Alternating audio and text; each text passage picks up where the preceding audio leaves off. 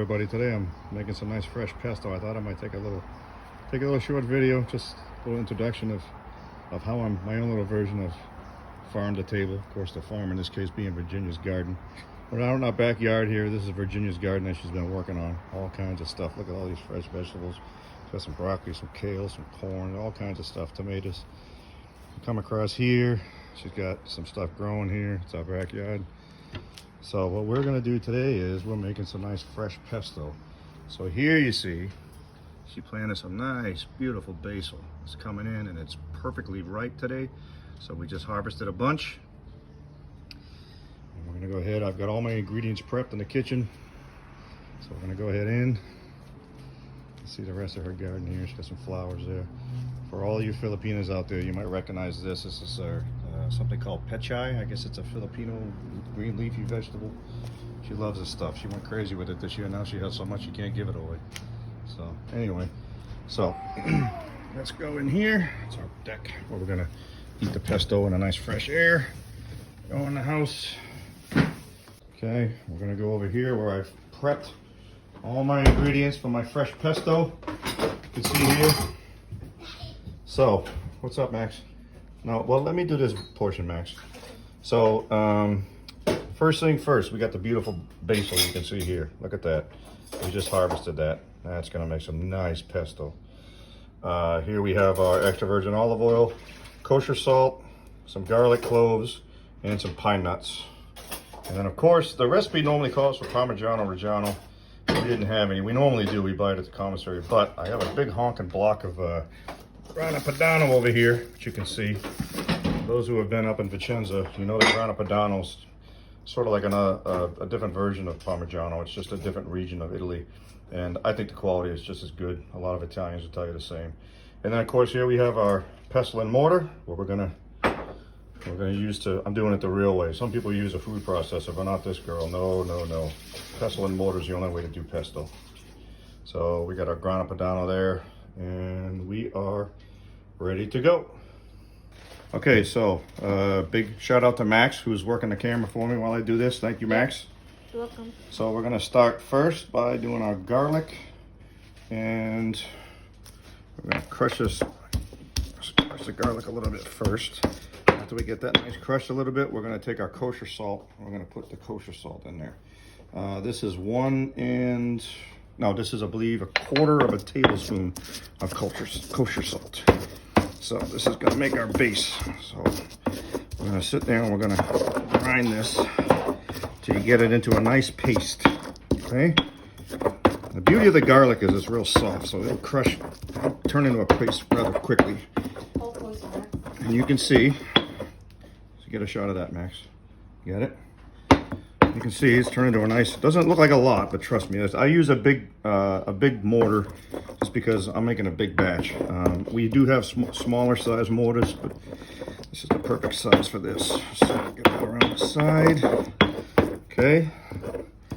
So now what we're gonna do is we're gonna do our basil. Okay, so what I do is I put my stuff in the order that we do the ingredients. You start with the garlic and the salt, and then we're gonna do our basil leaves. Next come the pine nuts, then the Parmigiano, or in this case, grana padano, and then lastly the olive oil. And then of course you can kind of sort of change the amount of the ingredients as you need to. So with the leaves, okay, so here's how we do our basil leaves.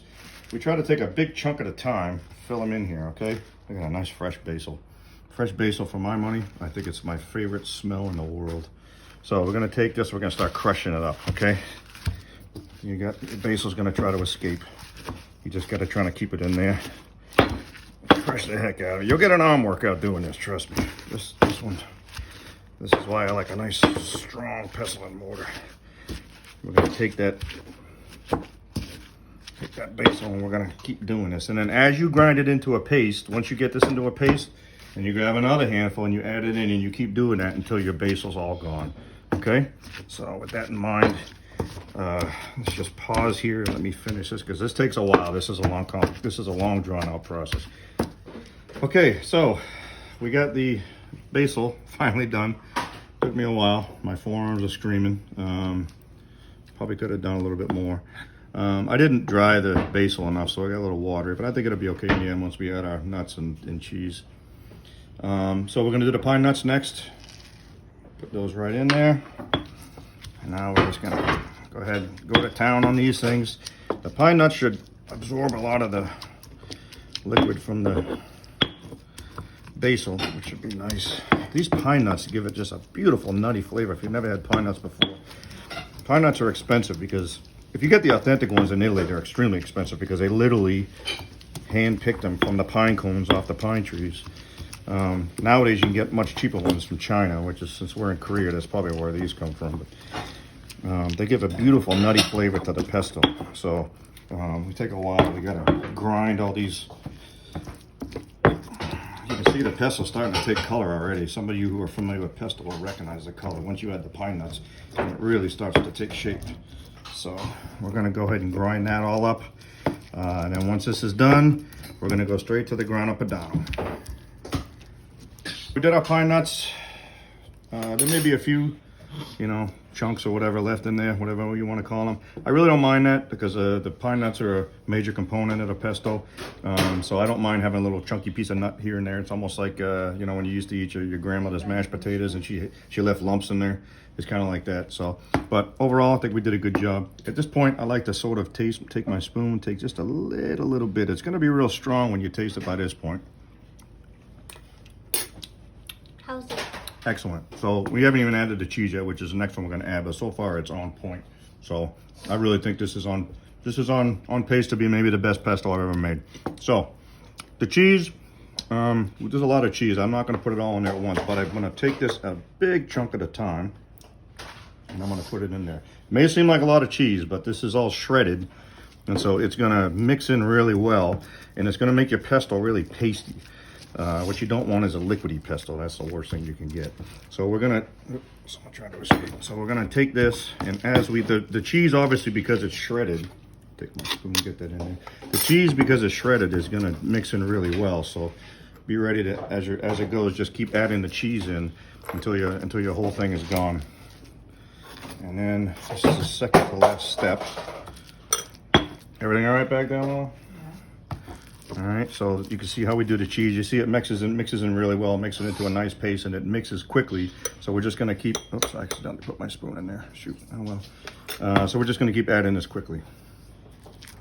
Okay, so we got the grana padano in there.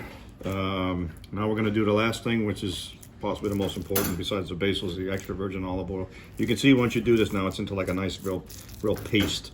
So you gotta put some extra virgin olive oil in here. Now when you're doing the extra virgin olive oil, put in a little bit at a time. See, this is why you gotta be careful and not put too much in. When you're doing the extra virgin olive oil, I put too much in. You're not grinding it now. You're mostly just kind of stirring it around until it starts to get in there, because it's gonna make it nice and watery. And if you start grinding it, it's gonna splatter everywhere. You can see I'm actually wearing an apron right now just because I splatter pesto all over myself when I'm doing this. So you just kind of do a little bit at a time, get it in there, work it around, we'll scrape the edge, and then as it gets more, then you start putting a little bit more at a time. Just like I said, don't put too much, because if you put too much, then it's going to get too watery. So we're going to go ahead and do the rest of this olive oil, and then we'll see what the finished product is. Okay, and here's our finished product. So we're finished mixing it all. I think I got my ratios right. You have to constantly test it as you're making the pesto, as you do with anything else that you're cooking, just to make sure you don't need to add anything or sort of follow your progress as you're going. The only thing I needed to adjust was I added about another quarter teaspoon of kosher salt.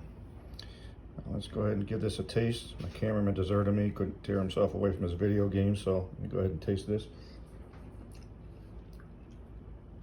Oh yeah, that is, as the Italians would say, eccezionale, exceptional. Possibly the best pesto I've made. Now we just got to figure out what we want to make it with.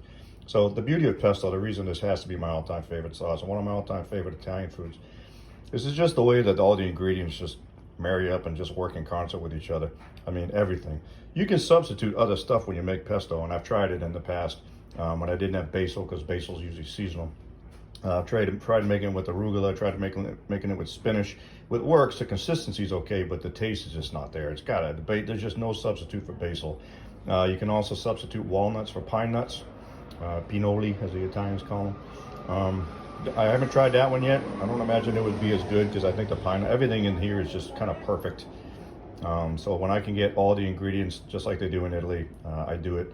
And according to Virginia, she said that basil that she's growing out there, like about once every week or every other week, we should be able to harvest some more. So I foresee myself making a lot of pesto, bringing some into people that work or whatever. Can never have too much of this stuff. From what I know, I think it keeps in an airtight jar to keep about 5 days in the refrigerator, because this is the fresh stuff. The store-bought one, obviously they got preservatives and all kinds of other crap in there that you don't want. But there's just no substitute for this one, man. Just fresh, handmade pesto with a pestle and mortar. Just accept no substitutes, man. So thank you all for obliging me, my first cooking video. I appreciate it. I don't know if I'll do another one. We'll see how this one comes out, see what the reception is. But I enjoyed it. And now I'm going to enjoy eating this pesto with something.